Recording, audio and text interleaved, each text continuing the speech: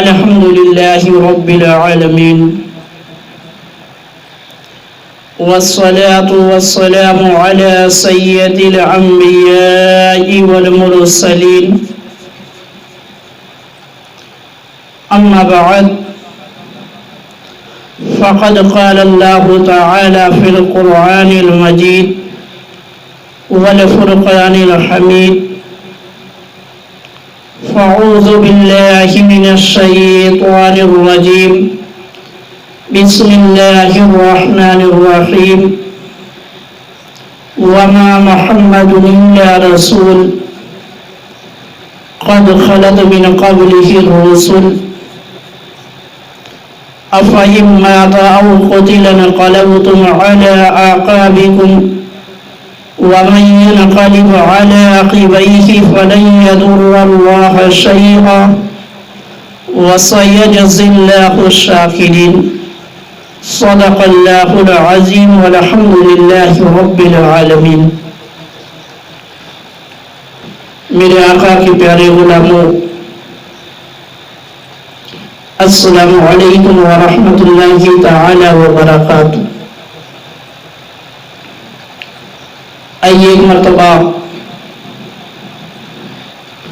درود پاک پڑھتے ہیں۔ اللہم صلی علی سیدنا صفینا مولانا محمد مبارک وسلم صلو علیہ صلاۃ و سلام علیک یا رسول اللہ صلی اللہ تعالی علیہ وآلہ وسلم۔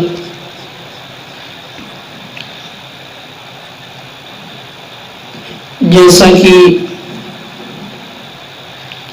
اس سے پہلے میں نے آپ لوگوں کے سامنے اپنے آقا و مولا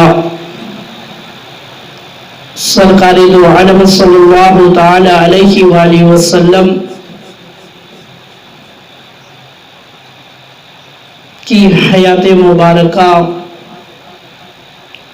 کے آخری ایام کے بارے میں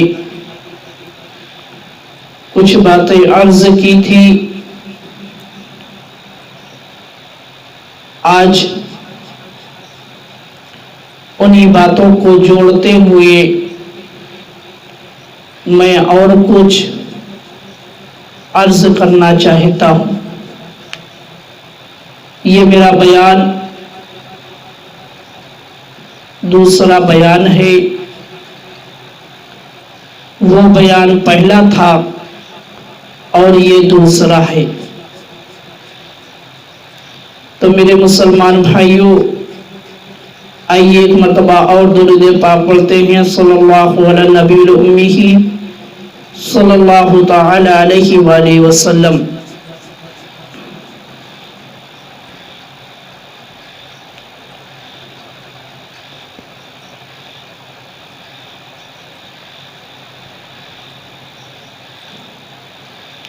حضور صلی اللہ تعالی علیہ وآلہ وسلم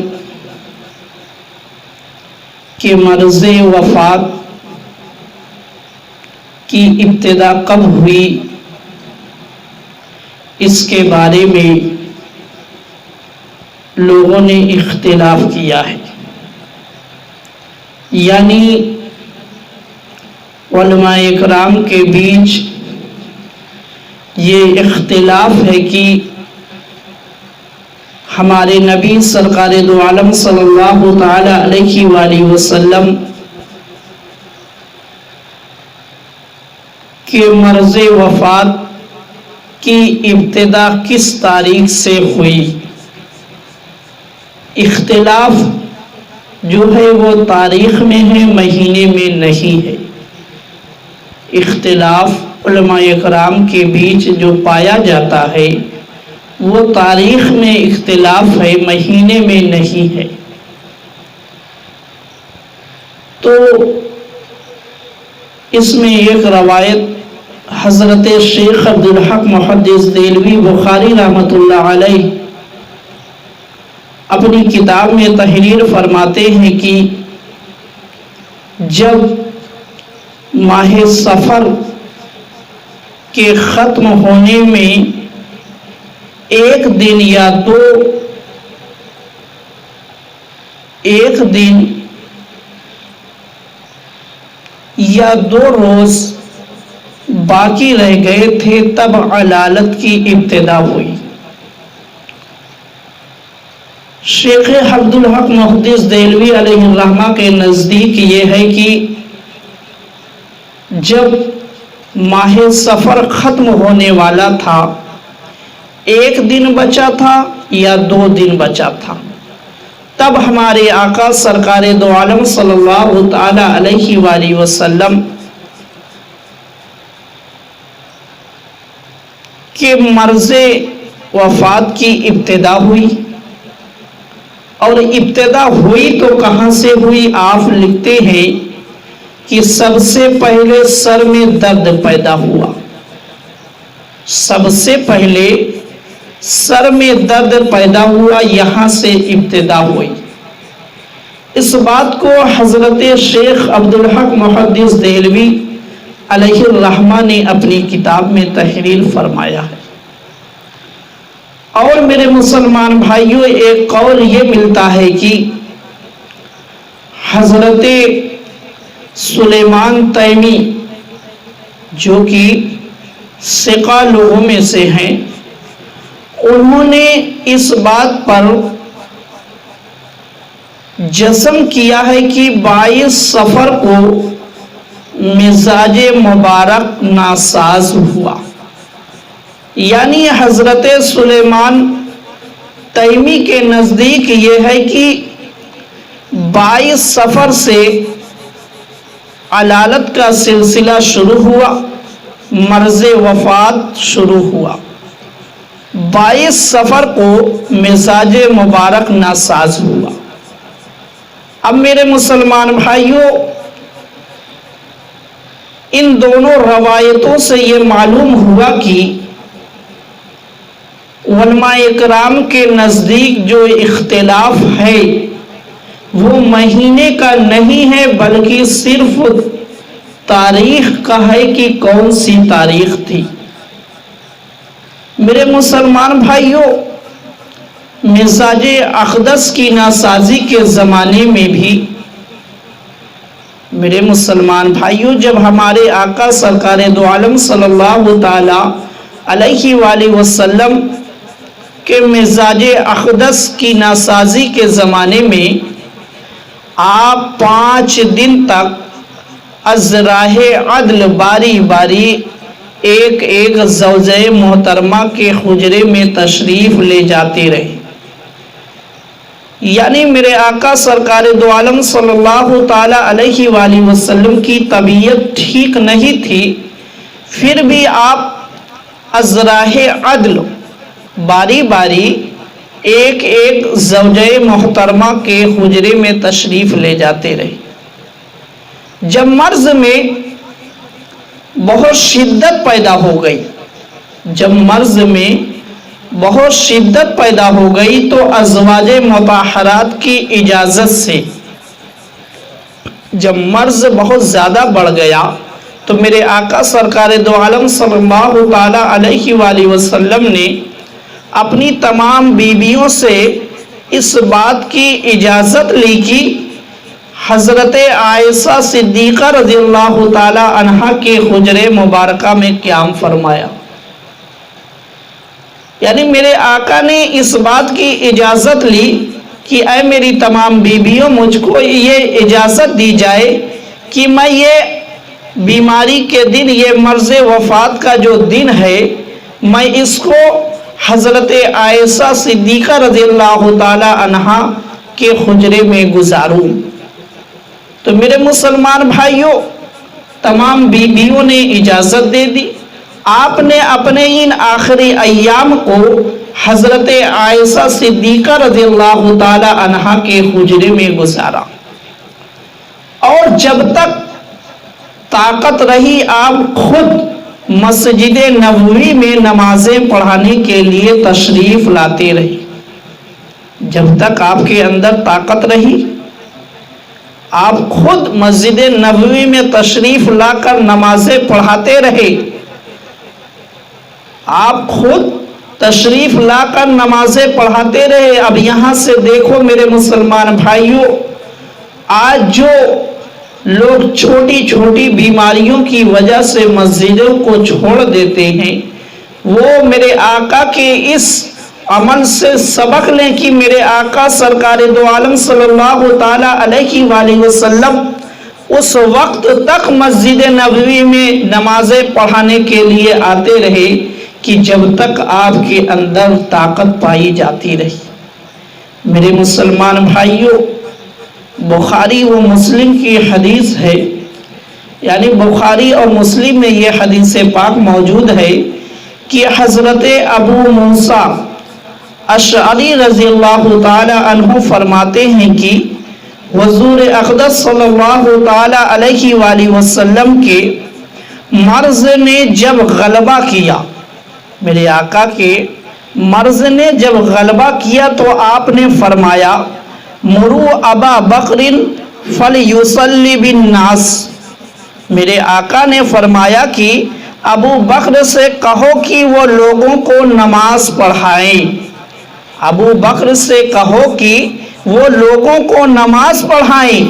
جب میرے آقا سرکار دو عالم صلی اللہ تعالی علیہ وآلہ وسلم کے مرض نے غلبہ کر لیا اور آپ مسجد نبوی تک تشریف لے جانے کی طاقت اپنے اندر نہیں پاتے تھے، تو آپ نے حکم دیا کہ ابو بکر سے کہو کہ نمازیں پڑھائے، ابو بکر سے کہو کہ وہ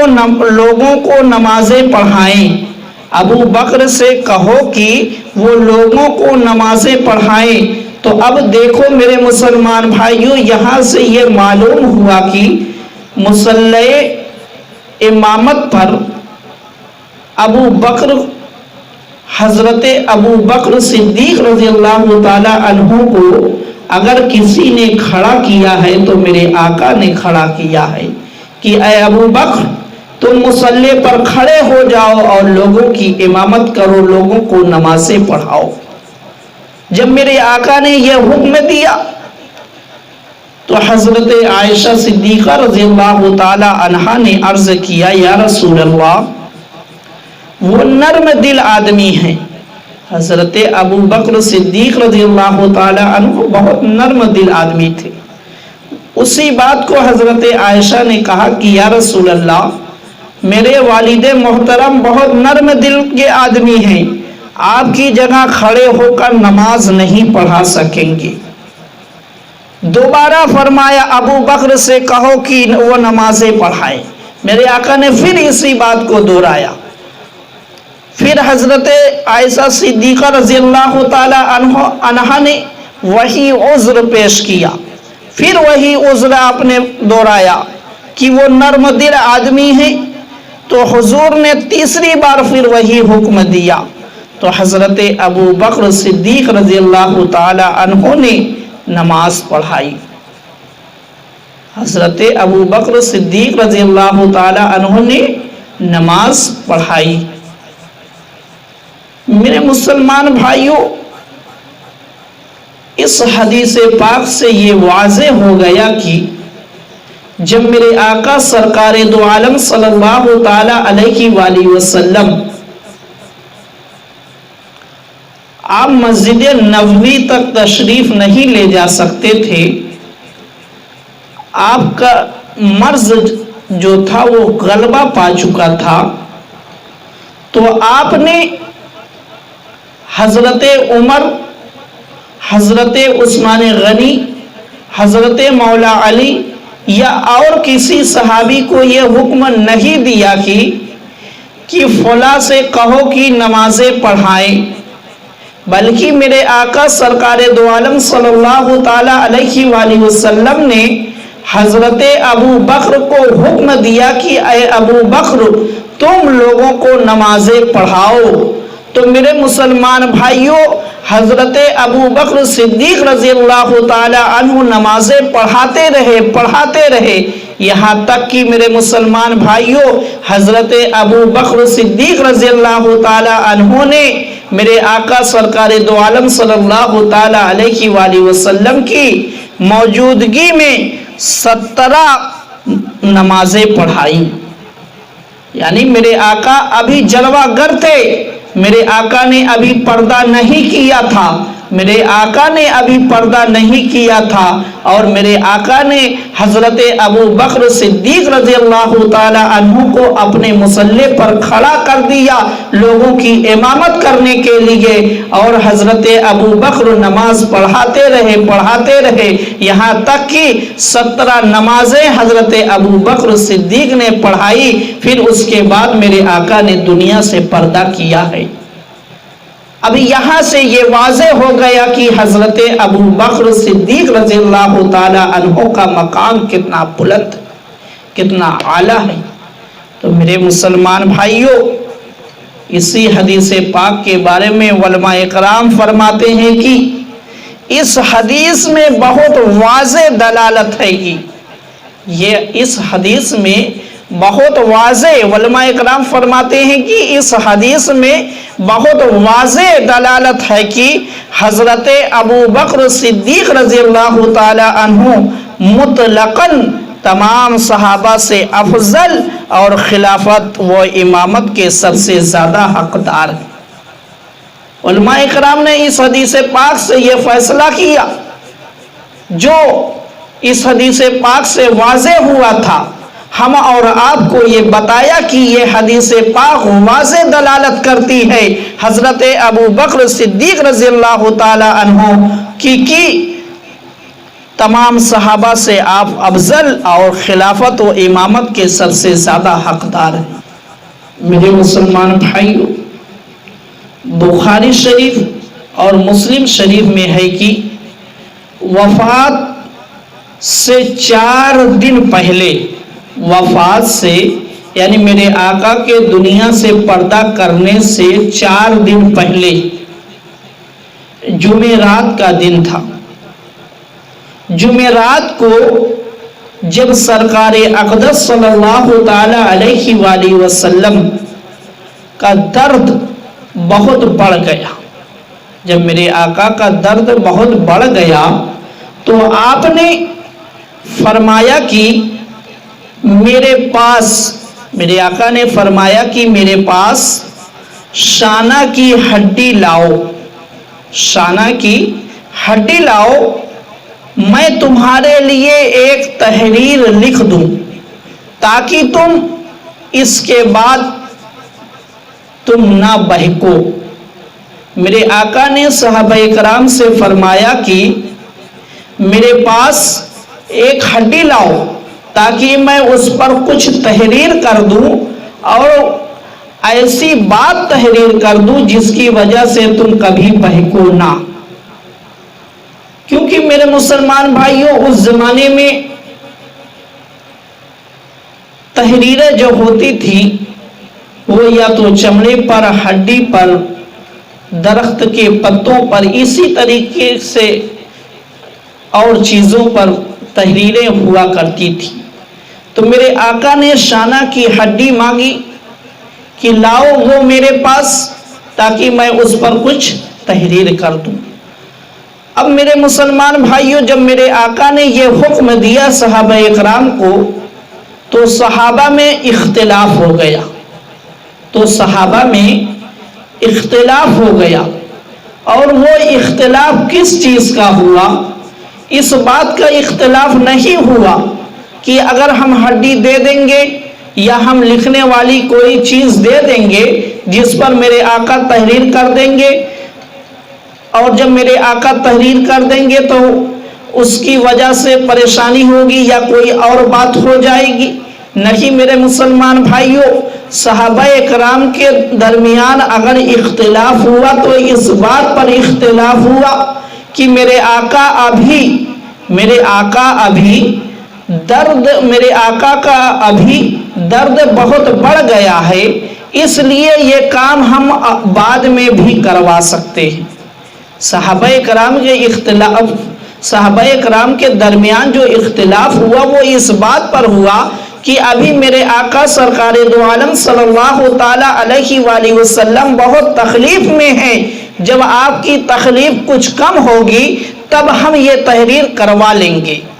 تب ہم یہ تحریر کروا لیں گے، کیونکہ یہ صحابہ اکرام وہی صحابہ اکرام ہیں جو میرے آقا کے قدموں میں ایک کانٹا بھی چبھنا گوارا نہیں کرتے تھے، میرے آقا کے پیروں میں ایک کانٹا بھی چبھنا جو گوارا نہیں کرتے تھے، وہ کیسے میرے آقا کو تکلیف کے عالم میں دیکھ کر اور تکلیف میں اضافہ کرے،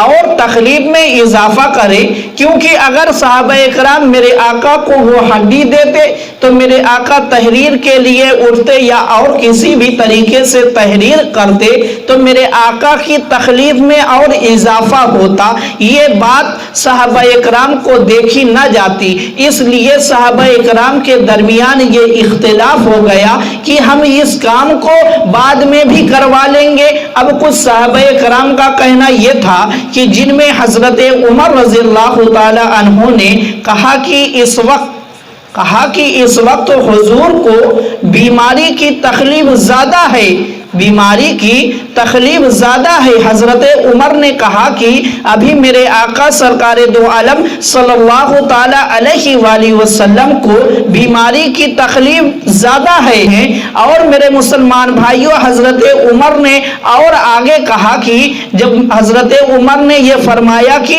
ابھی حضور کو بیماری کی تکلیف زیادہ ہے، اب اس سے آگے حضرت عمر نے فرمایا کہ تمہارے پاس قرآن ہے، وہی اللہ کی کتاب تمہارے لیے کافی ہے۔ اب مطلب کیا؟ مطلب یہ کہ حضرت عمر رضی اللہ تعالی عنہ نے جب میرے آقا کی تکلیف کو دیکھا اور دیکھنے کے بعد صحابہ اکرام کو یہ مشورہ دیا کہ اگر ابھی ہم لکھنے کے لیے دیتے ہیں تو میرے آقا کی تکلیف میں اور اضافہ ہوگا، میرے آقا کی تکلیف میں اور اضافہ ہوگا، جب میرے آقا کی تکلیف کچھ کم ہو جائے تب لکھنے کے لیے ہم ہڈی پیش کر دیں گے، اور اگر میرے آقا سرکار دو عالم صلی اللہ تعالی علیہ وآلہ وسلم نے دنیا سے پردہ کر لیا تو صحابہ اکرام تم گھبراؤ نہیں، تمہارے پاس اللہ کی کتاب موجود ہے جو تمہارے لیے کافی ہے، تمہارے پاس اللہ کی کتاب موجود ہے جو تمہارے لیے کافی ہے، اس لیے ہم بعد میں بھی تحریر کروا سکتے ہیں مگر حضور کی تکلیف میں اضافہ نہیں کروا سکتے۔ بعد میں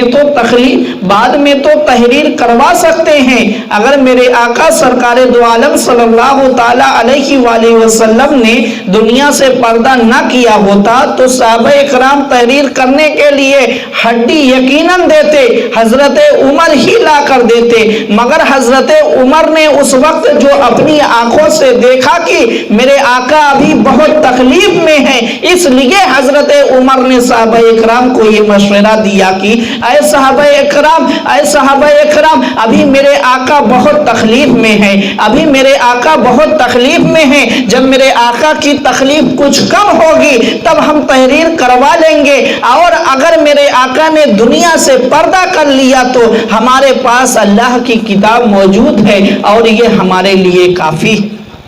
تو میرے مسلمان بھائیوں حضرت عمر نے جو اپنی آنکھوں سے دیکھا تھا اس کے حساب سے صحابہ اکرام کو مشورہ دیا۔ اب بعض صحابہ اکرام کہنے لگے کہ حضور کے پاس لکھنے کا سامان رکھ دو، حضور کے پاس لکھنے کا سامان رکھ دو۔ ابھی جن صحابہ اکرام نے یہ مشورہ دیا کہ حضور کے پاس لکھنے کا سامان رکھ دو، ان صحابہ اکرام کا بھی یہی مقصد تھا کہ ہم لکھنے کا سامان رکھ دیں گے، جب حضور کی تکلیف کچھ کم ہوگی تو حضور جو ہے تحریر فرما دیں گے، حضور تحریر فرما دیں گے۔ اور کئی لوگوں نے کہا حضور کا کیا حال ہے، یعنی صحابہ اکرام نے ایک دوسرے سے آپس میں پوچھا کہ حضور کا کیا حال ہے، کیا جدائی کا وقت قریب آ گیا ہے، کیا جدائی کا وقت قریب آ گیا ہے، آپ سے دریافت کرو. یعنی صحابہ کرام نے ایک دوسرے سے کہا کہ حضور سے پوچھو کیا جدائی کا وقت قریب آ گیا ہے. بعض صحابہ نے لکھنے کے بارے میں آپ سے دریافت کرنا شروع کیا. حضور صلی اللہ تعالی علیہ وآلہ وسلم سے لکھنے کے بارے میں بعض صحابہ نے پوچھا تو میرے آقا سرکار دو عالم صلی اللہ تعالی علیہ وآلہ وسلم نے جواب دیا. آپ نے فرمایا کہ مجھے میرے حال پر چھوڑ دو. جب صحابہ نے لکھنے کے بارے میں حضور سے پوچھا تو حضور نے کہا کہ مجھے میرے حال پر چھوڑ دو، اس لیے کہ میں جس حالت میں ہوں وہ اس سے بہتر ہے کہ جس کی طرف تم مجھے بلا رہے ہو. وہ اس سے بہتر ہے کہ تم جس طرف مجھے بلا رہے ہو. تو میرے مسلمان بھائیوں، میرے آقا سرکار دو عالم صلی اللہ تعالی علیہ وآلہ وسلم نے یہ بات فرما کر کہ مجھے میرے حال پر چھوڑ دو، یہاں بات ختم ہو گئی. یہاں پر بات ختم ہو گئی. جب صحابہ نے پوچھا کہ تحریر کے بارے میں پوچھا تو میرے آقا سرکار دو عالم صلی اللہ تعالی علیہ وآلہ وسلم نے یہ فرما کر بات ختم کر دی کہ مجھے میرے حال پر چھوڑ دو.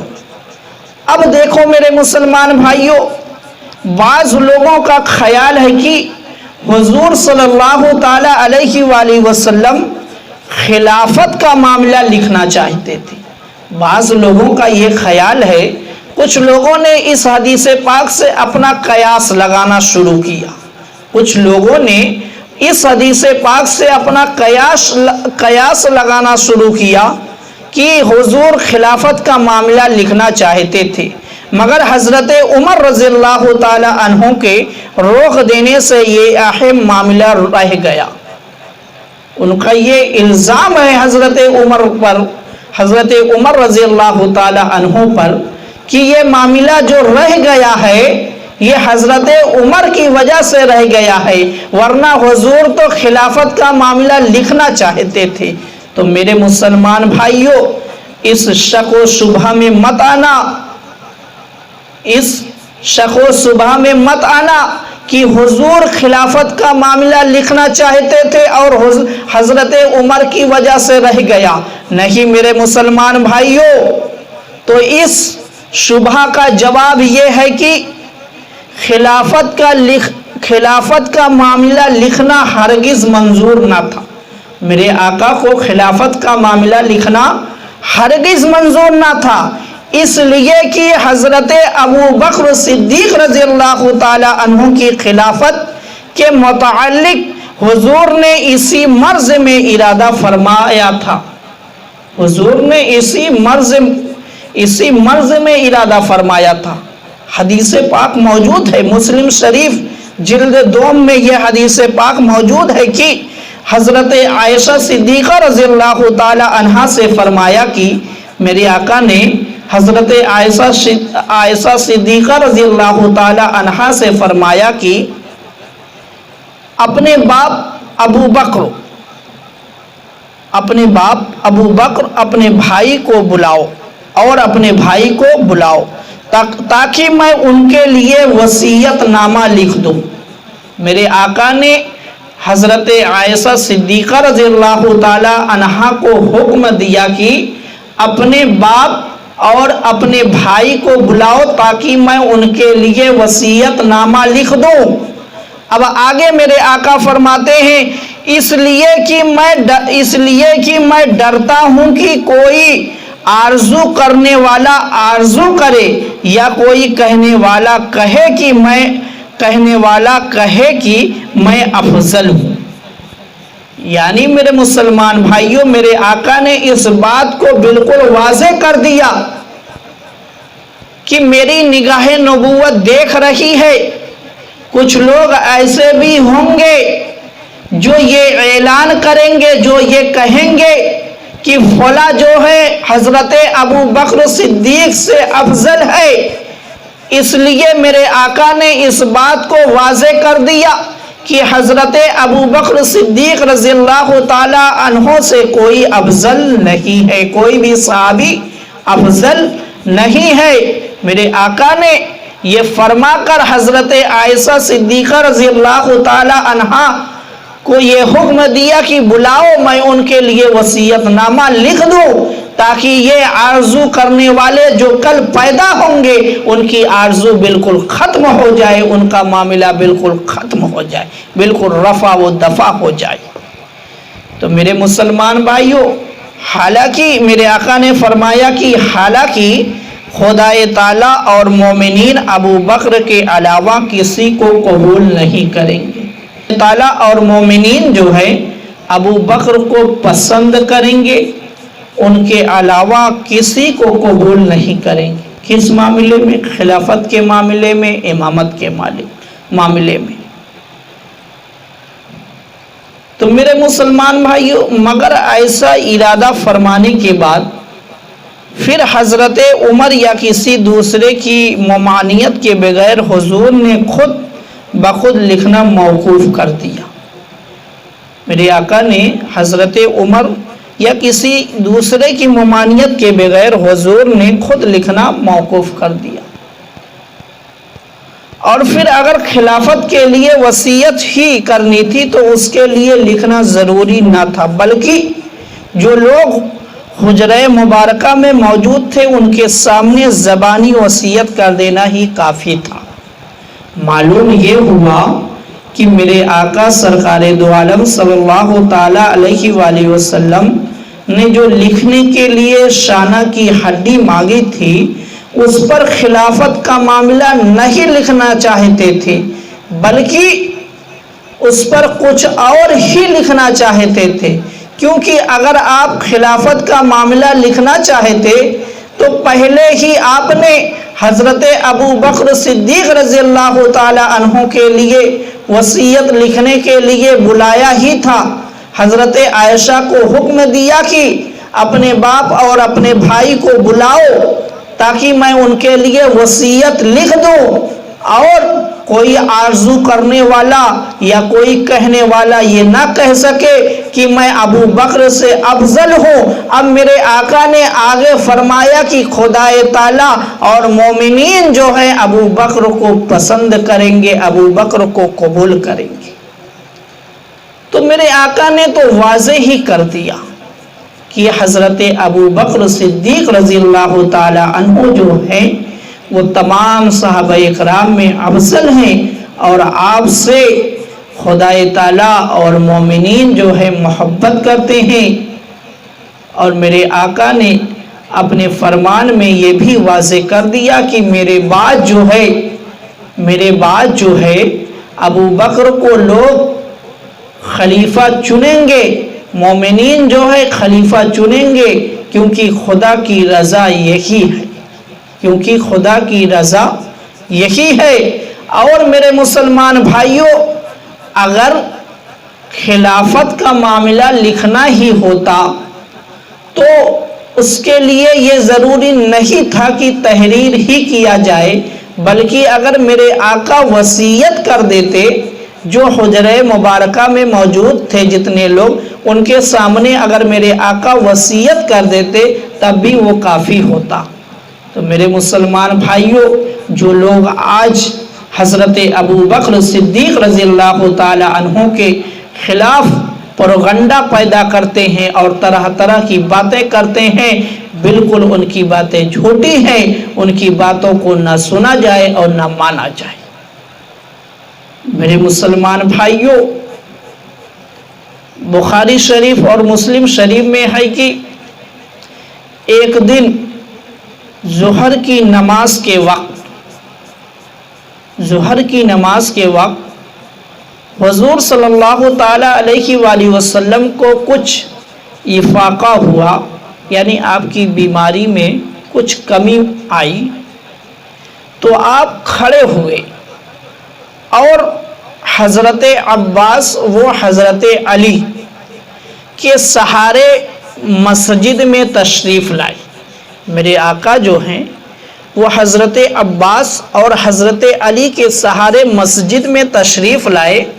حضرت ابو بکر صدیق رضی اللہ تعالی عنہ نماز پڑھا رہے تھے۔ جب میرے آقا مسجد نبوی میں تشریف لائے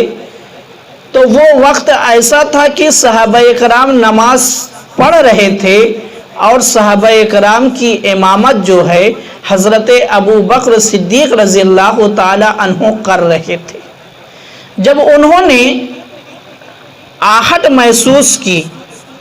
یعنی جب حضرت ابو بکر صدیق رضی اللہ تعالی عنہ نے میرے آقا کے آنے کی آہٹ محسوس کی تو پیچھے ہٹنے لگے، یعنی مصلی چھوڑ کر آپ پیچھے آنے لگے۔ حضور صلی اللہ تعالی علیہ وآلہ وسلم نے انہیں اشارہ فرمایا کہ نہ ہٹو، یعنی حضرت ابو بکر کو یہ حکم دیا کہ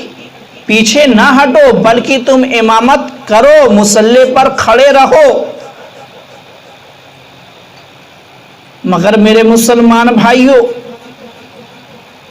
حضرت ابو بکر صدیق رضی اللہ تعالی عنہ مصلی سے اتر آتے ہیں، پیچھے آ جاتے ہیں۔ حضور صلی اللہ تعالی علیہ وآلہ وسلم حضرت ابو بکر رضی اللہ تعالی عنہ کی بائیں جانب بیٹھ گئے، یعنی ان کو اپنے داہنے کیا اور اس طرح آپ نے بیٹھ کر نماز پڑھائی۔ آپ کو دیکھ کر حضرت ابو بکر رضی اللہ تعالی عنہ اور حضرت ابو بکر رضی اللہ تعالی عنہ کو دیکھ کر دوسرے لوگ نماز کے ارکان ادا کرتے رہے۔ میرے مسلمان بھائیو، سوچو وہ کیسی نماز رہی ہوگی کہ ایک طرف میرے آقا موجود ہیں تو دوسری طرف حضرت ابو بکر صدیق موجود ہیں اور ان کے پیچھے صحابہ اکرام کی انجمن سجی ہوئی ہے۔ میرے آقا ارکان ادا کرتے ہیں، میرے آقا کے ارکان کو دیکھ کر حضرت ابو بکر ارکان ادا کرتے ہیں اور حضرت ابو بکر کو دیکھ کر تمام صحابہ کرام نماز کے ارکان کو ادا کرتے ہیں۔ میرے مسلمان بھائیوں، نماز کے بعد میرے آقا نے ایک خطبہ دیا جس میں آپ نے صحابہ کرام کو بہت سی وصیتیں فرمائیں۔ میرے آقا نے نماز مکمل کی، نماز مکمل کرنے کے بعد آپ نے ایک خطبہ دیا اور اس خطبے میں آپ نے صحابہ کرام کو بہت سی وصیتیں فرمائیں۔ تو میرے مسلمان بھائیوں، حدیث شریف میں ہے کہ جب آپ کی علالت بہت سخت ہو چکی تھی، یعنی میرے آقا سرکار دو عالم صلی اللہ تعالی علیہ وآلہ وسلم کی علالت جب بہت سخت ہو گئی، آپ کو یاد آیا کہ میری ملکیت میں 6-7 اشرفیاں ہیں۔ میرے آقا کو یہ یاد آیا کہ میری ملکیت میں 6-7 اشرفیاں ہیں۔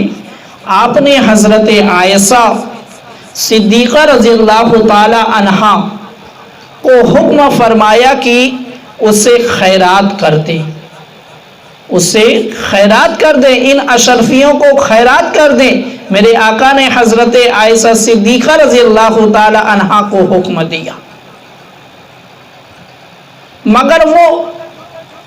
مشغولیت کے سبب خیرات نہ کر سکیں۔ جب میرے آقا نے یہ حکم دیا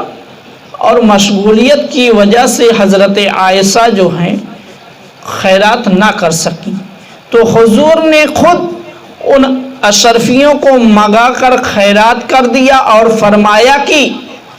اللہ کا نبی خدا تعالی سے اس حال میں ملے کہ اشرفیاں اس کے قبضے میں ہوں تو یہ مقام نبوت کے منافی ہے۔ یعنی میرے آقا نے اس بات کو پسند نہیں کیا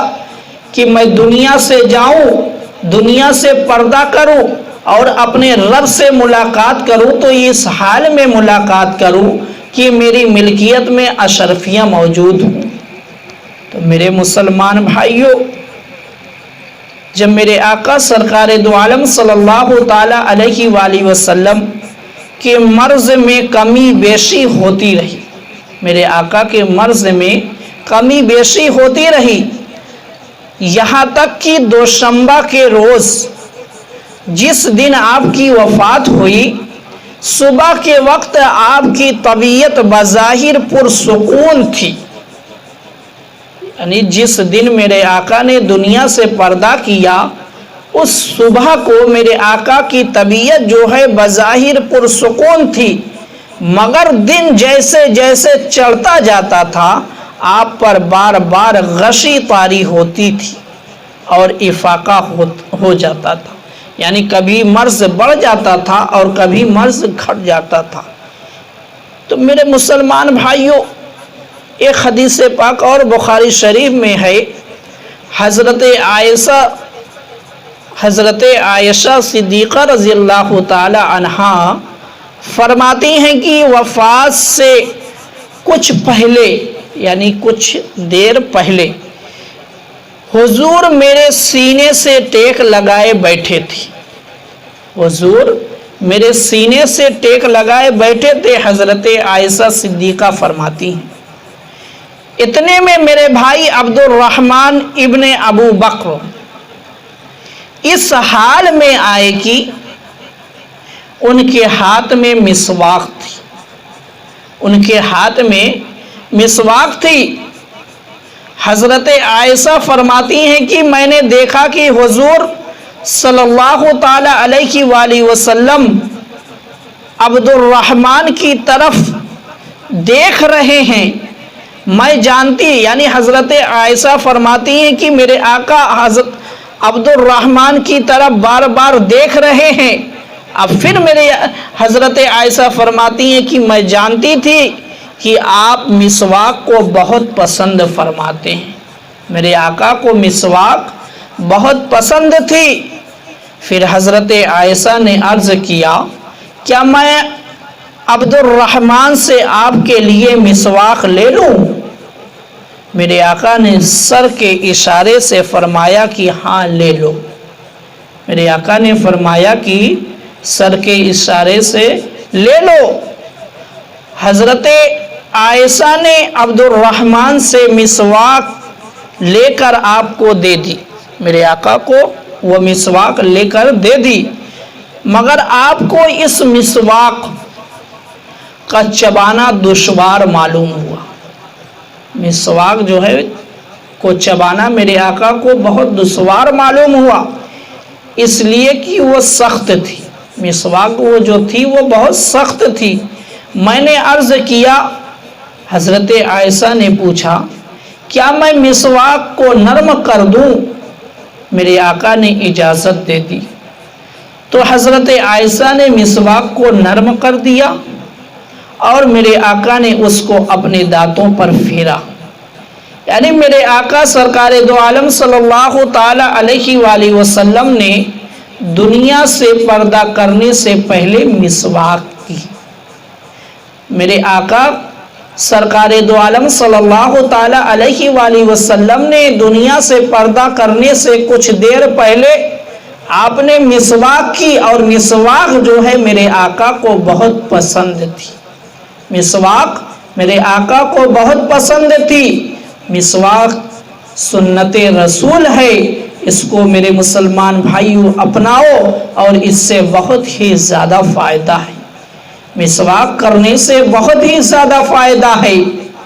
دنیاوی بھی فائدہ ہے اور آخرت میں بھی اس کا بہت فائدہ حاصل ہوگا۔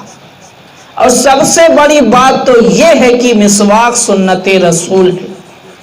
مسواک میرے آقا کی پسندیدہ ہے، مسواک میرے آقا کو پسند تھی، اور یہاں تک کہ میرے آقا سرکار دو عالم صلی اللہ تعالی علیہ وآلہ وسلم نے دنیا سے پردہ کرنے سے کچھ دیر پہلے آپ نے مسواک کی۔ میرے مسلمان بھائیوں، میرے آقا کے سفر آخرت کا وقت قریب آ رہا تھا، میرے آقا کے سفر آخرت یعنی دنیا سے پردہ کرنے کا وقت قریب آ رہا تھا۔ سانس کی گھڑگھڑاہٹ سینے میں محسوس ہوتی تھی۔ جب میرے آقا کے دنیا سے پردہ کرنے کا وقت قریب آیا، اس وقت جو ہے سانس کی گھڑگھڑاہٹ سینے میں محسوس ہونے لگی۔ اسی درمیان میں لب مبارک ہلے، میرے آقا کے لب مبارک ہلے تو لوگوں نے یہ الفاظ سنے، الصلاۃ وما ملکت ایمانکم۔ میرے آقا نے فرمایا کہ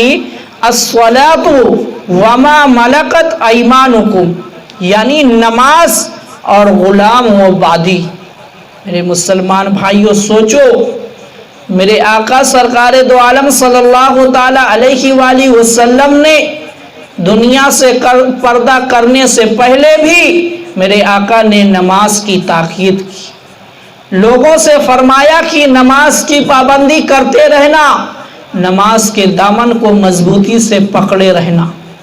میرے مسلمان بھائیوں، مگر ہم اور آپ آج اسی نبی کا کلمہ پڑھتے ہیں جنہوں نے اپنی پوری ظاہری زندگی کا درس دیا۔ ہم اسی نبی کا کلمہ پڑھ کر بھی نماز کو نہیں ادا کرتے۔ میرے مسلمان بھائیوں سوچو، ہم اس نبی کو کیا منہ دکھائیں گے، کس طرح منہ دکھائیں گے جنہوں نے جاتے جاتے ہم اور آپ کو نماز کی تاکید کی۔ میرے مسلمان بھائیوں، مشکات شریف میں ہے کہ وفات کے دن، یعنی جس دن میرے آقا نے دنیا سے پردہ کیا، اس دن حضرت جبریل علیہ السلام آئے۔ میرے آقا کی بارگاہ میں حضرت جبریل علیہ السلام آئے تو ان کے ساتھ ایک فرشتہ اور تھا۔ حضرت جبریل علیہ السلام کے ساتھ ایک فرشتہ اور تھا۔ جب وہ میرے آقا کے دربار میں آئے، میرے آقا کی بارگاہ میں آئے، جو 1,00,000 ایسے فرشتوں کا افسر تھا، جن میں سے ہر ایک فرشتہ 1,00,000 فرشتوں کا افسر تھا۔ یعنی وہ فرشتہ جو حضرت جبریل علیہ السلام کے ساتھ آیا تھا، وہ ایسا فرشتہ تھا جو 1,00,000 ایسے فرشتوں کا افسر تھا، جن میں ہر ایک فرشتہ 1,00,000 فرشتوں کا افسر تھا۔ دیکھو میرے مسلمان بھائیوں، میرے رب نے اپنے محبوب کو کس شان سے اپنے پاس بلایا ہے۔ میرے آقا کا مقام دیکھو، میرے آقا کا مقام دیکھو کہ ادھر میرے آقا سرکار دو عالم صلی اللہ تعالی علیہ وآلہ وسلم کہ دنیا سے پردہ کرنے کا وقت آ گیا ہے تو فرشتے آپ کو لینے کے لیے آ گئے ہیں آپ کے آنگن میں، اور وہ بھی چھوٹے درجے کے فرشتے نہیں آئے ہیں بلکہ فرشتوں کے افسر آئے ہیں۔ جو فرشتوں کے افسر ہیں، 1,00,000 فرشتوں کے افسر ہیں، وہ میرے آقا کے دربار میں آئے ہوئے ہیں۔ میرے مسلمان بھائیوں، اس فرشتہ نے حاضری کی اجازت طلب کی۔ اس فرشتہ نے حضور کے دربار میں آنے کی اجازت طلب کی۔ حضور صلی اللہ تعالی علیہ وآلہ وسلم نے جبریل سے اس کے بارے میں پوچھا۔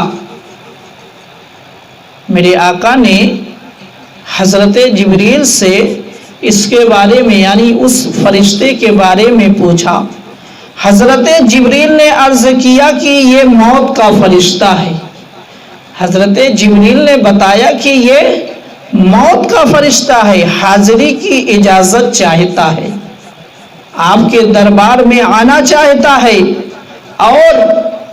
آگے حضرت جبریل نے یہ بھی بتایا کہ اور آج سے پہلے، میرے آقا کی شان دیکھو، اور آج سے پہلے نہ تو اس نے کسی سے اجازت طلب کی ہے اور نہ آئندہ اس کے بعد کسی آدمی سے اجازت طلب کرے گا۔ یعنی حضرت جبریل علیہ السلام نے اس بات کو واضح کر دیا کہ یا رسول اللہ، یہ جو فرشتہ دروازے پر موجود ہے جو اندر آنے کی اجازت چاہتا ہے،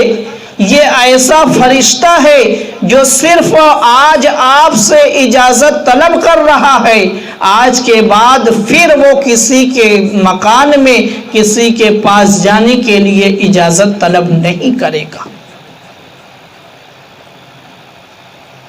میرے آقا سرکار دو عالم صلی اللہ تعالی علیہ وآلہ وسلم نے فرمایا اس کو بلا لو۔ میرے آقا نے حکم دیا کہ اس کو اندر لے آؤ، بلا لو۔ تو حضرت جبریل نے اسے بلایا،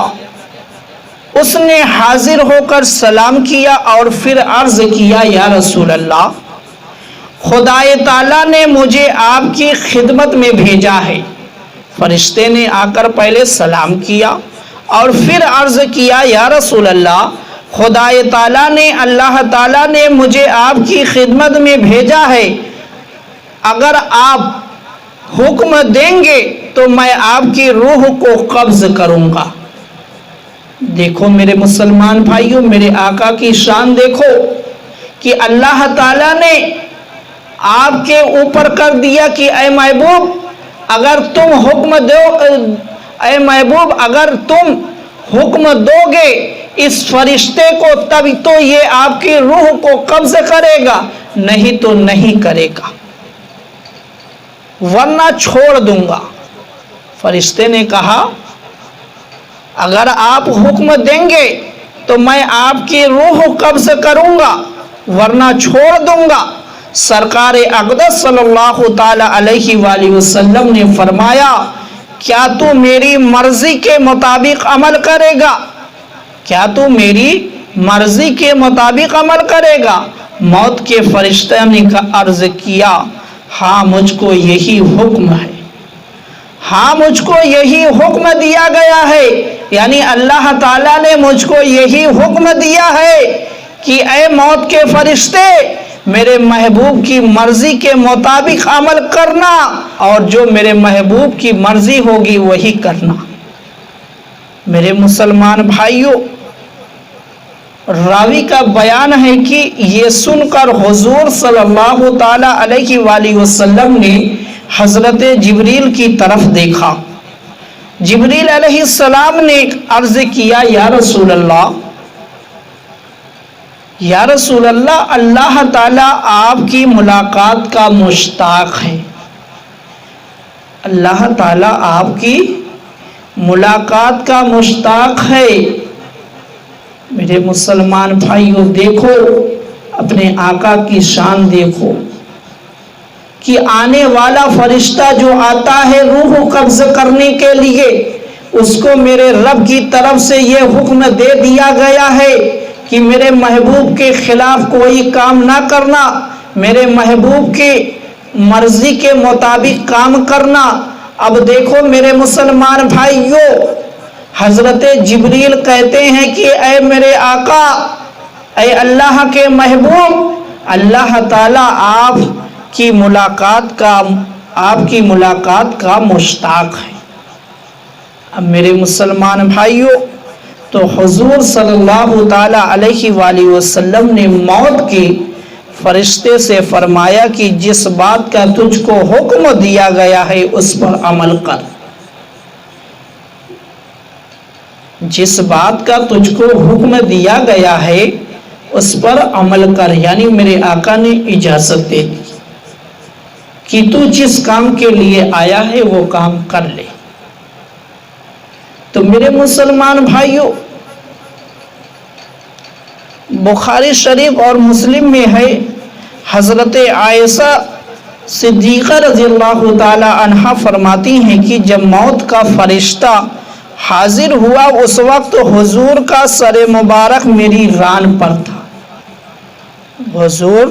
کا سر مبارک میری ران پر تھا اور آپ پر غشی طاری ہوئی، پھر ہوش آیا تو آپ چھت کی طرف دیکھنے لگے اور بخاری شریف کی ایک روایت میں ہے کہ عین وصال کے وقت حضور کا سر مبارک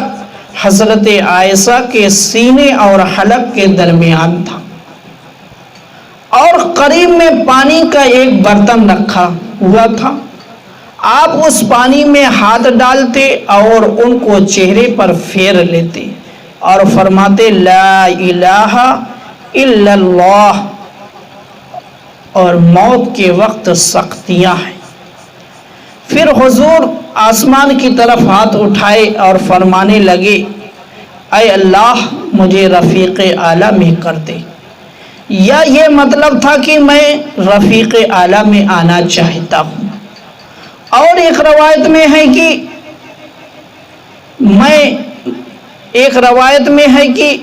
میں نے رفیق اعلیٰ کو اختیار کیا، میں نے رفیق اعلیٰ کو اختیار کیا۔ اب دیکھو میرے مسلمان بھائیوں، جب میرے آقا سرکار دو عالم صلی اللہ تعالی علیہ وآلہ وسلم کے دنیا سے پردہ کرنے کا وقت آیا تو حضرت جبریل بھی آئے اور موت کا فرشتہ بھی آیا اور فرشتوں کی انجمن بھی سجی۔ پھر اس کے بعد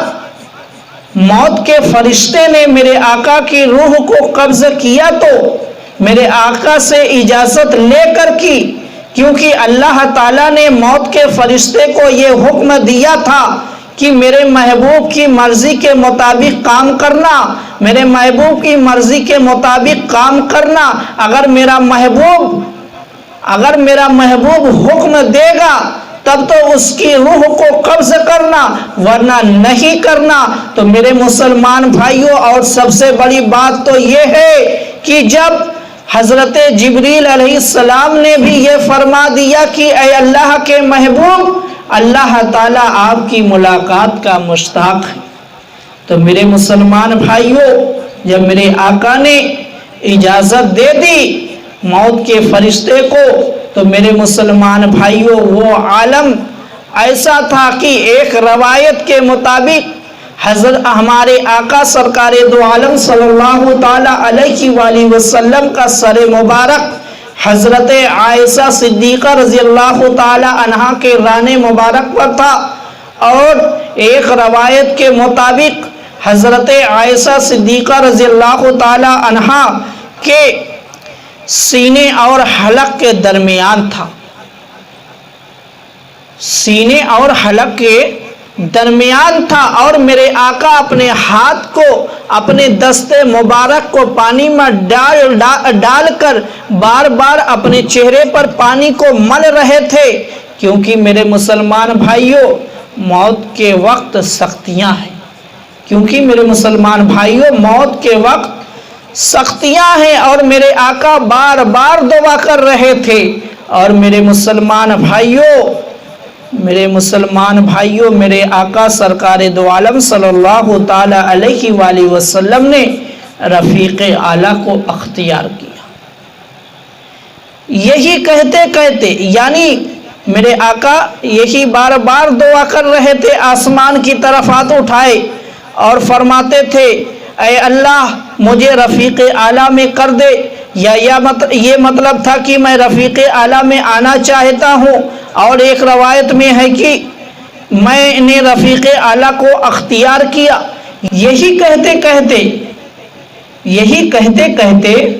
ہاتھ لٹک گئے اور میرے آقا سرکار دو عالم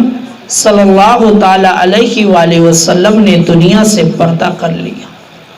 ہماری اور آپ کی آنکھوں سے اوجھل ہو گئے، ہماری اور آپ کی آنکھوں سے اوجھل ہو گئے۔ میرے آقا نے دنیا سے پردہ کر لیا۔ انا للہ و انا الیہ راجعون۔ میرے مسلمان بھائیوں، میرے آقا سرکار دو عالم صلی اللہ تعالی علیہ وآلہ وسلم کی وفات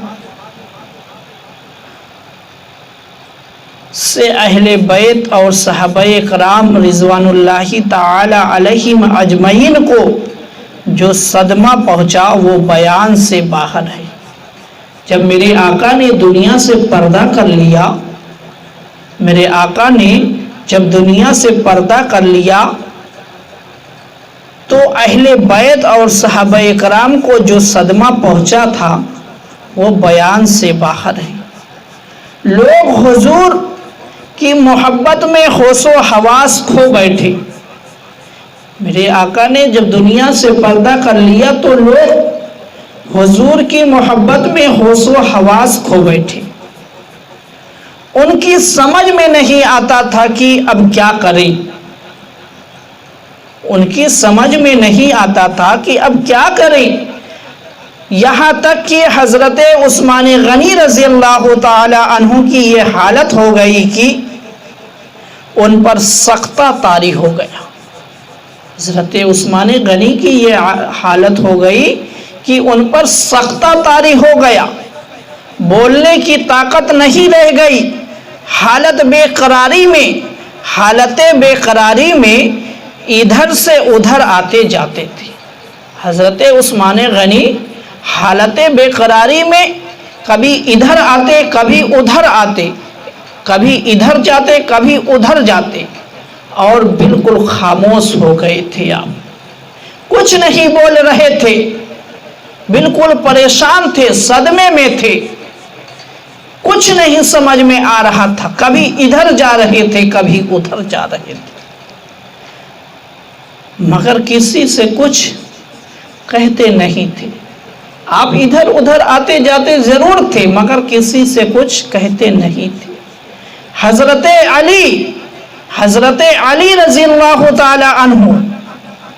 اس قدر غم سے نڈھال ہو گئے کہ ایک جگہ بیٹھ گئے۔ جب میرے آقا سرکار دو عالم صلی اللہ تعالی علیہ وآلہ وسلم نے دنیا سے پردہ کر لیا تو حضرت علی رضی اللہ تعالی عنہ اس قدر غم سے نڈھال ہو گئے کہ ایک جگہ آپ بیٹھ گئے، آپ بالکل خاموش ایک جگہ بیٹھ گئے اور ہلنے کی طاقت نہیں رکھتے تھے۔ ایسا لگ رہا تھا کہ حضرت علی کے اندر طاقت ہی نہیں ہے، وہ بالکل کوئی جنبش کیے بغیر ایک جگہ پر بیٹھے رہے۔ اور میرے مسلمان بھائیوں، خلیفہ دوم حضرت عمر فاروق اعظم رضی اللہ تعالی عنہ کا یہ حال ہوا کہ وہ ننگی تلوار لے کر مدینہ شریف کے بازار اور گلیوں میں گھومتے تھے۔ مدینہ شریف کے بازار اور گلیوں میں گھومتے تھے اور فرماتے تھے کہ جو کہے گا کہ حضور کی وفات ہو گئی ہے میں اسی تلوار سے اس کی گردن اڑا دوں گا۔ میرے مسلمان بھائیوں، حضرت عمر کو یہ صدمہ پہنچا جب میرے آقا نے دنیا سے پردہ کر لیا۔ حضرت عمر رضی اللہ تعالی عنہ کو یہ صدمہ پہنچا کہ آپ ننگی تلوار لے کر مدینے کی گلیوں اور بازاروں میں چل رہے تھے، گھوم رہے تھے اور یہ اعلان کر رہے تھے کہ جس نے یہ کہا کہ میرے آقا سرکار دو عالم صلی اللہ تعالی علیہ وآلہ وسلم کی وفات ہو گئی، میں اسی تلوار سے اس کی گردن اڑا دوں گا۔ اور میرے مسلمان بھائیوں، حضرت ابو بکر صدیق رضی اللہ تعالی عنہ وصال کے وقت اپنے گھر تھے۔ حضرت ابو بکر صدیق رضی اللہ تعالی عنہ وصال کے وقت اپنے گھر تھے۔ جب یہ خبر سنی تو روتے ہوئے، جب آپ نے یہ خبر سنی کہ میرے آقا نے دنیا سے پردہ کر لیا ہے تو آپ روتے ہوئے مسجد نبوی شریف میں حاضر ہوئے۔ دیکھا کہ صحابہ اکرام حیران و پریشان ہیں، آپ نے کسی سے بات نہیں کی اور نہ کسی کی طرف آپ متوجہ ہوئے، سیدھے حضرت عائشہ صدیقہ رضی اللہ تعالی عنہا کے حجرے مبارکہ میں پہنچے۔ جب حضرت ابو بکر صدیق رضی اللہ تعالی عنہ میرے آقا سرکار دو عالم صلی اللہ تعالی علیہ وآلہ وسلم کے پاس پہنچے، حضور صلی اللہ تعالی علیہ وآلہ وسلم کے مبارک چہرے سے چادر ہٹائی اور پیشانی انور کو بوسہ دیا، روتے ہوئے باہر نکل آئے۔ حضرت ابو بکر صدیق رضی اللہ تعالیٰ عنہ روتے ہوئے حضرت عائشہ کے حجرے مبارکہ میں پہنچے اور میرے آقا کے چہرے مبارک سے چادر کو ہٹایا اور بوسہ دیا، اور بوسہ دینے کے بعد آپ پھر روتے ہوئے واپس چلے آئے۔ حضرت ابو بکر صدیق رضی اللہ تعالیٰ عنہ پر خدائے تعالیٰ کا یہ خاص فضل ہوا کہ حضور سے انتہائی محبت کے باوجود ان کے ہوش و حواس بجا رہے، یعنی آپ کے ہوش و حواس موجود تھے۔ آپ مسجد میں تشریف لائے، اس وقت حضرت عمر رضی اللہ تعالی عنہ مسجد میں موجود تھے۔ آپ نے ان سے فرمایا اے عمر بیٹھ جاؤ۔ حضرت ابو بکر نے فرمایا اے عمر بیٹھ جاؤ، انہوں نے انکار کر دیا اور کہا کہ ہم نہیں بیٹھیں گے، تو حضرت ابو بکر رضی اللہ تعالی عنہ نے انہیں چھوڑ دیا، انہیں ان کے حال پر چھوڑ دیا اور لوگوں کی طرف متوجہ ہو کر خطبہ دینا شروع کیا۔ فرمایا اے لوگوں کان کھول کر سن لو کہ جو شخص محمد صلی اللہ تعالی علیہ وآلہ وسلم کا تھا تو وہ جان لے کہ ان کا وصال ہو گیا، اور جو خدائے تعالیٰ کی عبادت کرتا تھا وہ سن لے کہ خدا زندہ ہے، وہ کبھی نہیں مرے گا۔ وہ سن لے کہ خدا زندہ ہے، وہ کبھی نہیں مرے گا، اس پر کبھی موت نہیں طاری ہو سکتی، خدا پر کبھی موت نہیں طاری ہو سکتی۔ پھر آپ نے وہ آیت کریمہ تلاوت فرمائی، پھر آپ نے حضرت ابو بکر صدیق رضی اللہ تعالی عنہ نے وہ آیت کریمہ تلاوت فرمائی جس کے پڑھنے کا شرف ہم ابتدائی تقریر میں حاصل کر چکے ہیں، یعنی ہم نے خطبہ مسنونہ کے بعد جس آیت کریمہ کی تلاوت کرنے کا شرف حاصل کیا ہے، میرے آقا صدیق اکبر رضی اللہ تعالی عنہ نے تلاوت کی وما محمد الا رسول، محمد صلی اللہ تعالی علیہ وآلہ وسلم تو ایک رسول ہیں، قد خلت من قبلہ الرسل، ان سے پہلے اور رسول ہو چکے، افئن مات او قتلا انقلبتم علی اعقابکم، تو کیا اگر وہ انتقال فرمائیں یا شہید ہوں تو تم الٹے پاؤں پھر جاؤ گے، ومن ينقلب علی عقبیہ فلن یضر اللہ شیئا، اور جو الٹے پاؤں پھرے گا تو وہ اللہ کا کچھ نقصان نہ کرے گا، وَسَيَجْزِي اللَّهُ الشَّاكِرِينَ، اور ان قریب اللہ تعالیٰ شکر کرنے والوں کو صلہ عطا فرمائے گا۔ یعنی جو اپنے دین پر ثابت رہیں گے اور نہیں پھریں گے وہ گروہ شاکرین میں سے ہیں، یعنی وہ گروہ شاکرین میں سے ہیں، خدا تعالیٰ ان پر اجر عظیم عطا فرمائے گا۔ میرے مسلمان بھائیوں، بخاری شریف میں ہے کہ حضرت ابو بکر صدیق رضی اللہ تعالی عنہ کہ اس آیت کریمہ کی تلاوت فرمانے سے لوگوں کو ایسا معلوم ہوا کہ گویا کوئی اس آیت کریمہ کو جانتا ہی نہ تھا، یعنی جب تک حضرت ابو بکر صدیق رضی اللہ تعالی عنہ نے اس آیت کریمہ کی تلاوت نہیں کی تھی، اور جب آپ نے تلاوت کی تو ایسا لگتا تھا کہ جیسے صحابہ کرام نے اس آیت کریمہ کو پہلی بار سنا ہے۔ ان سے سن کر اب اسی آیت کریمہ کو ہر شخص پڑھنے لگا، حضرت عمر رضی اللہ تعالی عنہ فرماتے ہیں کہ جب حضرت ابو بکر رضی اللہ تعالی عنہ سے میں نے یہ آیت کریمہ سنی تو مجھے ایسا محسوس ہوا کہ اس سے پہلے میں نے اس آیت کریمہ کو سنا ہی نہ تھا۔ سننے کے بعد مجھے معلوم ہو گیا کہ واقعی رسول اللہ صلی اللہ تعالی علیہ وآلہ وسلم کا وصال ہو گیا۔ مطلب حضرت ابو بکر صدیق رضی اللہ تعالی عنہ کو اس آیت کریمہ کی تلاوت کرنا تھا کہ تمام صحابہ کرام بار بار اسی آیت کریمہ کی تلاوت کرنے لگے، اور حضرت عمر فرماتے ہیں کہ جب حضرت ابو بکر نے اس آیت کریمہ کی تلاوت کی تو ان کو ایسا محسوس ہوا کہ اس سے پہلے انہوں نے اس آیت کریمہ کو سنا ہی نہ تھا۔ تو میرے مسلمان بھائیوں، حضرت عمر فرماتے ہیں کہ اس یقین کے بعد میرے بدن میں لرزہ پیدا ہوا اور میں زمین پر گر پڑا۔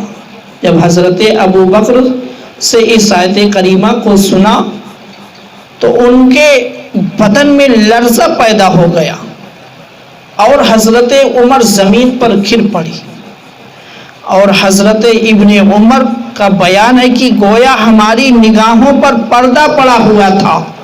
جس کو حضرت ابو بکر صدیق رضی اللہ تعالی عنہ کے خطبے نے اٹھا دیا۔ ان سے سن کر اب اسی آیت کریمہ کو ہر شخص پڑھنے لگا جس سے لوگوں کو کچھ سکون حاصل ہو گیا۔ میرے مسلمان بھائیوں، یہ گھڑی ایسی گھڑی تھی کہ میرے آقا نے ابھی دنیا سے پردہ کیا ہے، لوگوں کا حال برا ہو چکا تھا صدمے کی وجہ سے۔ اگر کسی نے ایسے وقت میں آیت کریمہ کی تلاوت کر کے لوگوں کے دلوں کو سکون پہنچایا ہے تو وہ حضرت ابو بکر صدیق رضی اللہ تعالی عنہ۔ آپ نے جب اس آیت کریمہ کی تلاوت کر دی تو تمام صحابہ کرام کے دلوں کو سکون مل گیا۔ حضرت ابو بکر صدیق رضی اللہ تعالی عنہ نے جب قرآن مجید کی آیت کریمہ پڑھ کر سنائی تو اگرچہ اس سے لوگوں کو کچھ سکون حاصل ہو گیا، لیکن اب اتنا وقت باقی نہیں رہ گیا تھا کہ اسی روز تجہیز و تکفین یعنی کفن دفن قبر یہ سب چیزیں تیار کی جائے ہو سکے، اس لیے دوسرے روز منگل کو یہ کام انجام پایا۔ دوشنبہ کو میرے آقا نے دنیا سے پردہ کیا، اور جب تک صحابہ کرام اور اہل بیت کے حالات تھوڑا سدھرتے یعنی ان کو سکون ملتا، تب تک بہت کافی وقت گزر چکا تھا، اور جب ان کو سکون ملا تو بالکل دن گزرنے والا تھا، مطلب اتنا وقت نہیں بچا تھا کہ اس وقت میں جو ہے غسل کفن دفن قبر وغیرہ تیار کر لی جائے۔ اس لیے منگل کے دن میرے آقا سرکار دو عالم صلی اللہ تعالی علیہ وآلہ وسلم کو تجہیز و تکفین کی گئی۔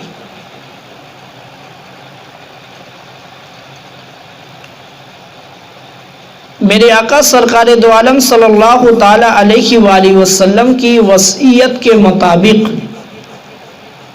جب عزیز و اقارب نے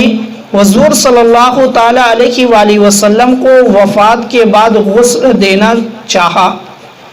تو آواز آئی کہ اللہ کے رسول کو غسل نہ دو کہ وہ پاک و صاف ہیں، انہیں غسل کی حاجت نہیں۔ آواز کس نے دی اور کدھر سے آئی؟ لوگوں نے بہت چھان بین کی مگر کچھ پتہ نہیں چلا۔ یعنی جب غسل دینے کی تیاری ہونے لگی تو ایک آواز آئی،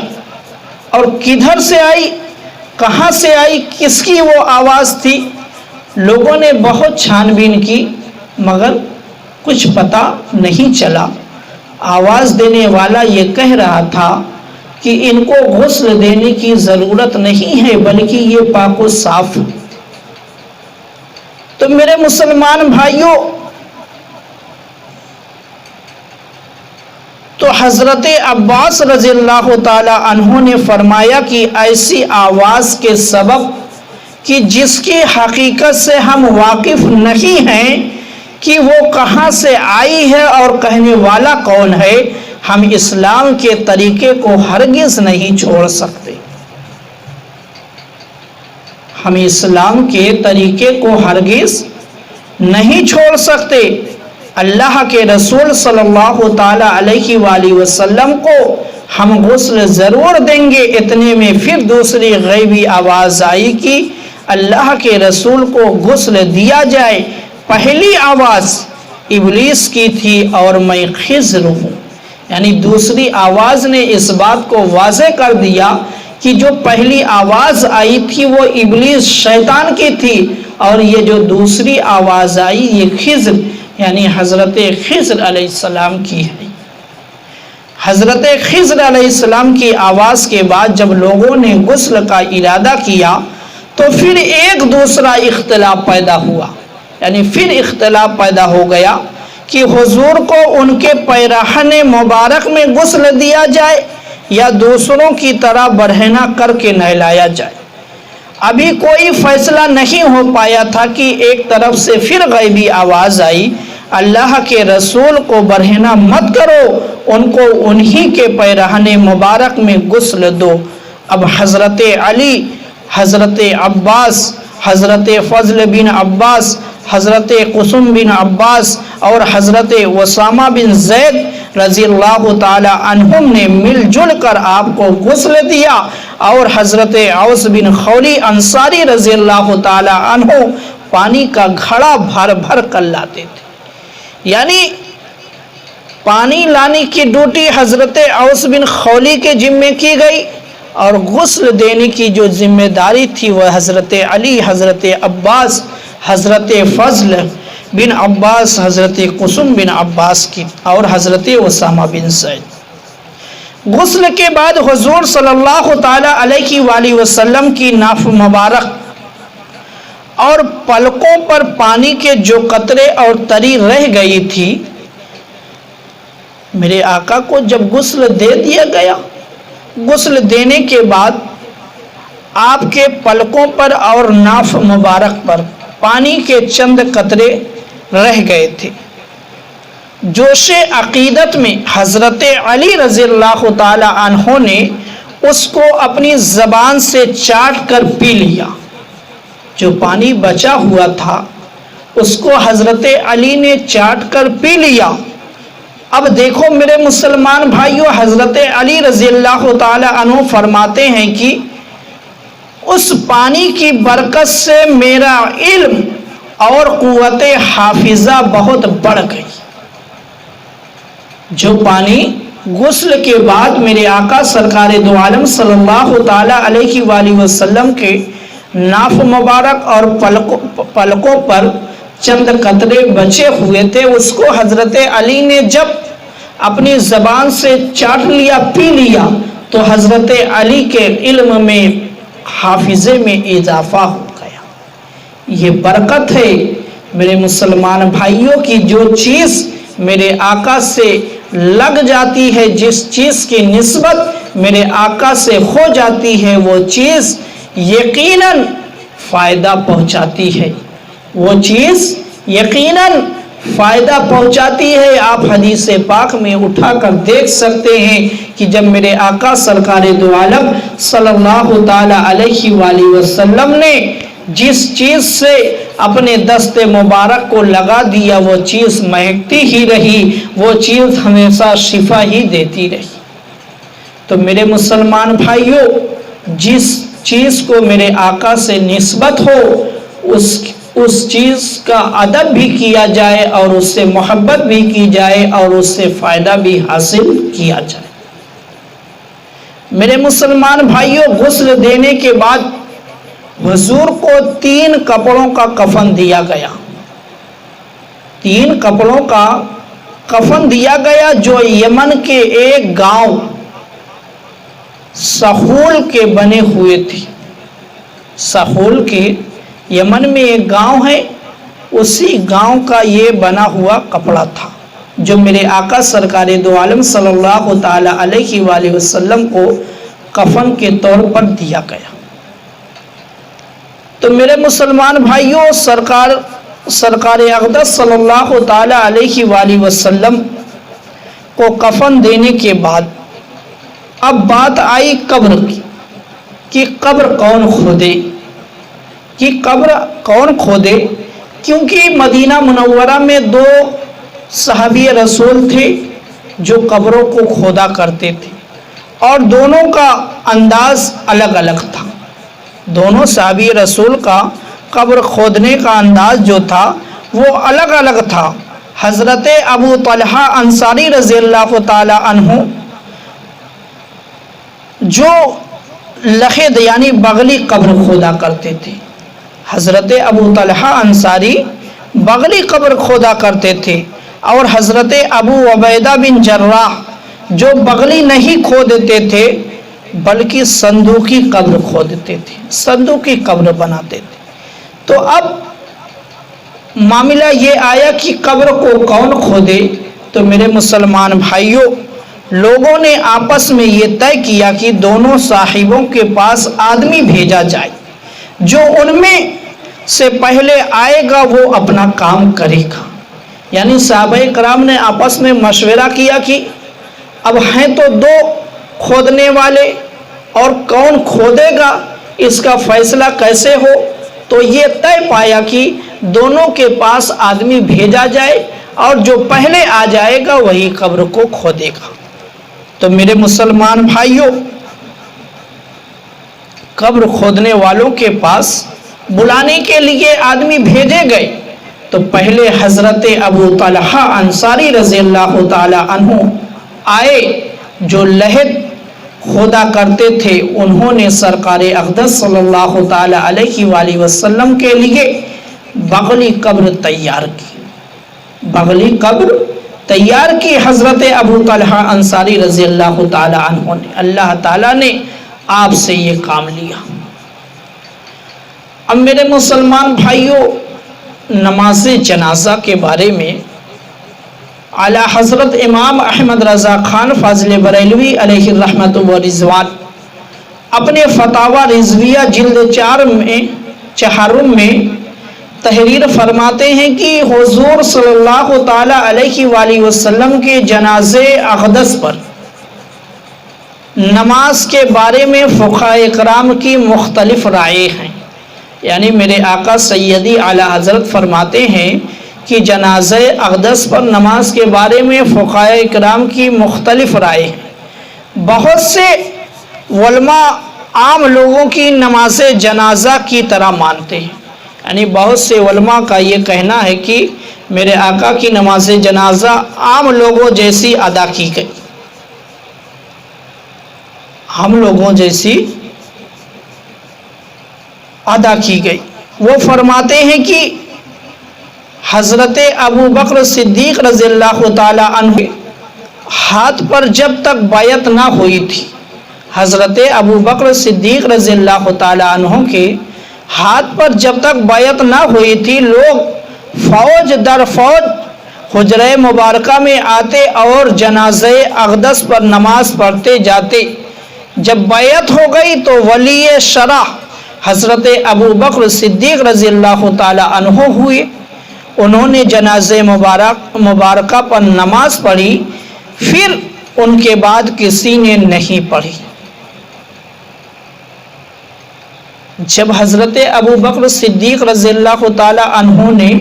نماز جنازہ پڑھ لی، پھر ان کے بعد کسی نے نماز جنازہ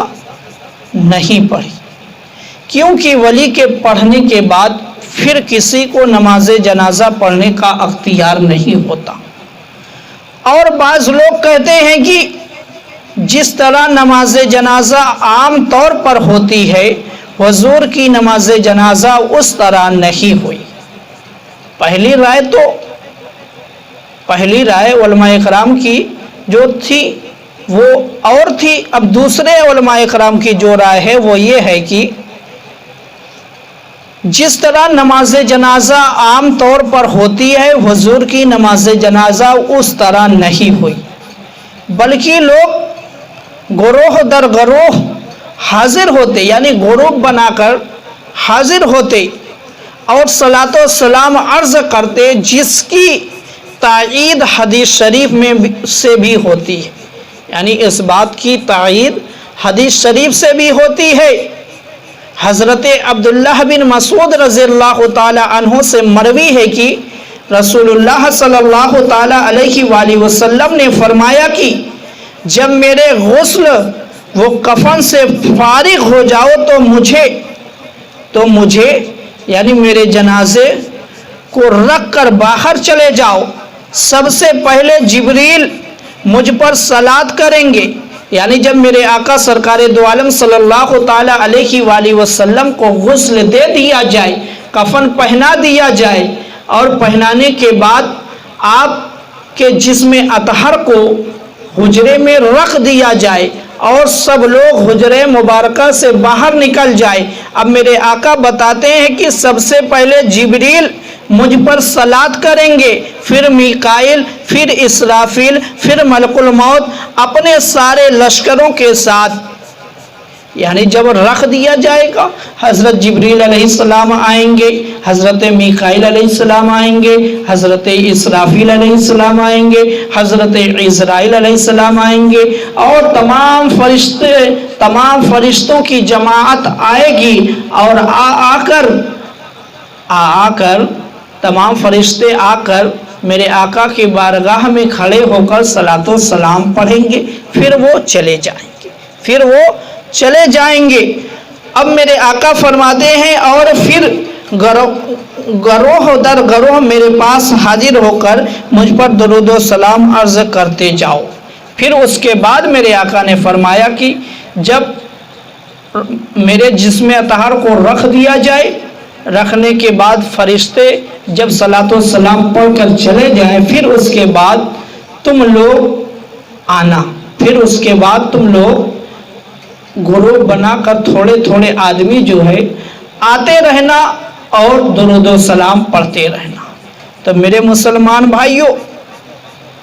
یہ ہمارے آقا سرکار دو عالم صلی اللہ تعالی علیہ وآلہ وسلم کی نماز جنازہ اس طریقے سے ادا ہوئی۔ پہلی رائے علماء کرام کی یہ تھی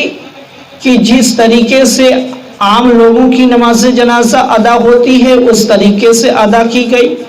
اور دوسری رائے جو علماء کرام کی ہے وہ یہ ہے کہ لوگ آتے رہے، پہلے فرشتوں کی جماعت آئی صلاۃ و سلام عرض کر کے وہ چلی گئی، پھر اس کے بعد لوگ آتے رہے اور صلاۃ و سلام میرے آقا کی بارگاہ میں عرض کرتے رہے۔ اب میرے مسلمان بھائیوں، یہ بھی ذہن میں رکھنا کہ جس حجرے مبارکہ میں وصال ہوا، غسل و کفن کے بعد آپ کو وہیں رکھا گیا، لوگ چاروں طرف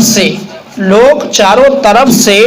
نماز جنازہ کے لیے ٹوٹ پڑے۔ جب میرے آقا سرکار دو عالم صلی اللہ تعالی علیہ وآلہ وسلم کو غسل و کفن دے دیا گیا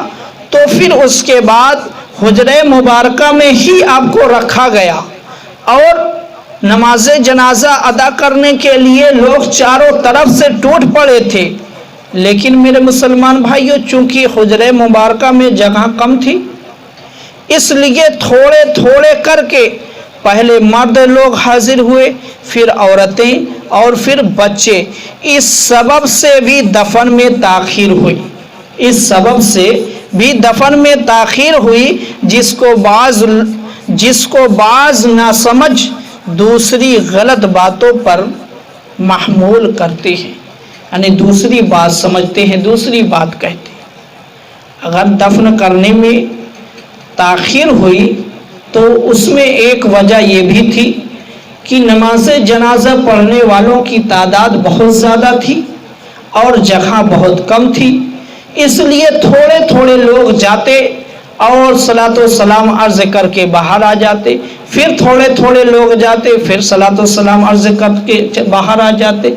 اسی طریقے سے پہلے مرد گئے، پھر عورتیں گئیں، پھر بچے گئے، اس طریقے سے لوگ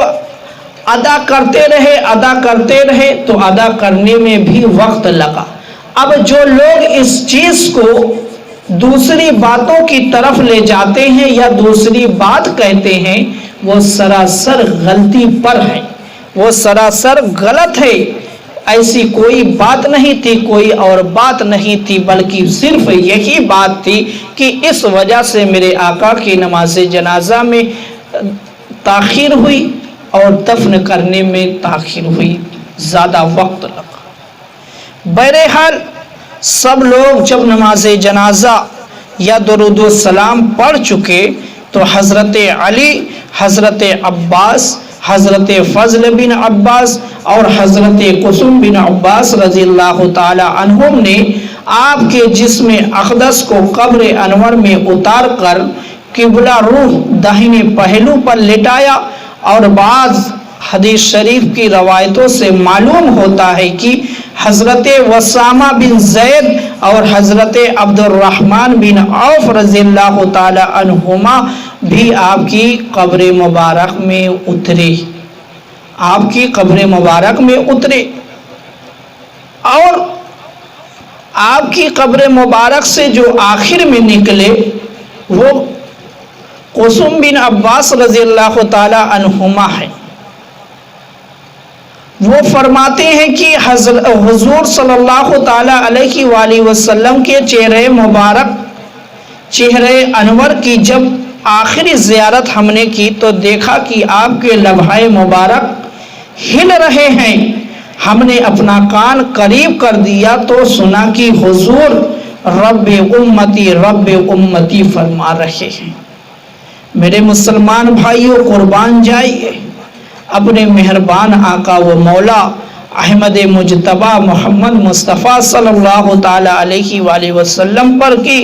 وہ ہمیشہ ہم گناہگاروں کی فکر میں رہے، یہاں تک کہ حضرت عائشہ صدیقہ رضی اللہ تعالی عنہا فرماتی ہیں کہ امت کے گناہوں کے غم سے حضور کبھی پوری ایک رات بستر پر آرام سے نہیں سوئے، اور کبھی ایسا ہوتا کہ رات بھر ہم لوگوں کے لیے خدا تعالی سے دعائیں مانگتے اور بخشش کے انتظار میں روتے رہتے۔ میرے مسلمان بھائیوں، دیکھو میرے آقا اپنی امتوں سے کتنی محبت کرتے تھے، کتنی محبت کرتے تھے، اپنی امت کی مغفرت کے لیے رات بھر روتے تھے، رات بھر روتے تھے، رات بھر دعائیں کرتے تھے۔ مگر میرے مسلمان بھائیوں، ایک ہم ہیں اور آپ ہیں کہ اپنے آقا کو کبھی یاد بھی نہیں کرتے۔ میرے مسلمان بھائیوں، آج سے یہ عہد کر لو کہ آج سے ہم اپنے آقا کے ہر فرمان پر عمل کرنے کی کوشش کریں گے، اپنے آقا کی سنتوں کو مضبوطی کے ساتھ پکڑیں گے اور اس پر عمل کرنے کی کوشش کریں گے۔ میرے مسلمان بھائیوں، اپنے دل و دماغ میں یہ چیز نقش کر لو کہ اپنی زندگی کو گزارنا ہے تو سنت مبارکہ پر گزارنا ہے، اور دنیا سے جانا ہے تو سنت مبارکہ کے مطابق عمل کر کے جانا ہے۔ اللہ تعالیٰ کی بارگاہ میں دعا ہے کہ مولا تعالیٰ ہم سب کو سنتوں پر عمل کرنے والا بنا دے، ہم سب کا سینہ مدینہ بنا دے، ہم سب کے دلوں میں نبی کی سچی محبت پیدا فرما دے، ہم سب کو 5 وقتہ نماز ادا کرنے کی توفیق عطا فرما۔ وآخر دعوانا الحمدللہ رب العالمین۔ السلام علیکم ورحمۃ اللہ وبرکاتہ۔